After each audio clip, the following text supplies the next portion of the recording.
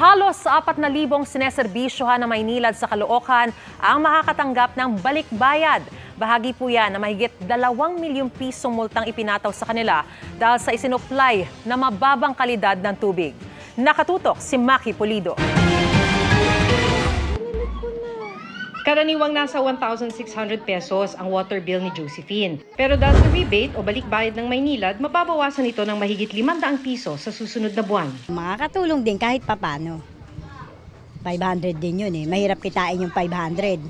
Isa si Josephine sa halos 4,000 Maynilad customers sa Caloocan na makakatanggap ng rebate. Bahagi yan ng mahigit 2 milyong pisong multang ipinataw sa Maynilad ng MWSS Regulatory Office. Bumagsak kasi sa Philippine National Standard for Drinking Water ang isinupply nitong tubig gripo sa ilang bahagi ng Caloocan mula November 29 hanggang December 19, 2023. Batay yan sa random sampling sa area kung saan mataas sa standard ang total coliform level mula sa isang sampling site.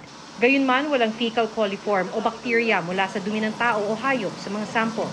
Ang total coliform nandyan ho lang sa kapaligiran natin, sa vegetation, nasa soil, and they are generally harmless. Basta negative po yung fecal coliform, your water is safe to drink.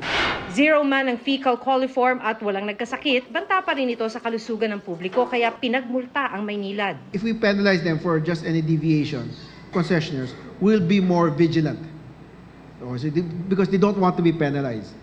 Sabi ng Maynilad, posibleng nakontamina ang tubig nang mawala ng water pressure ang kanilang tubo dahil sa maintenance. Pasado naman umano ang water sampling sites na minomonitor nila kada araw. Noon nga pong nakita agad yun pong failure or compliance dun po sa ating water sampling ay ginawan din naman po natin agad ng paraan.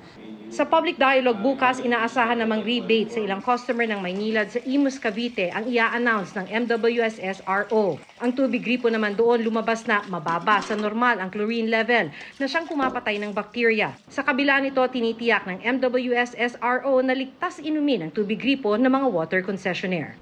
Para sa GMA Integrated News, Maki Pulido, Nakatutok, 24 Oras.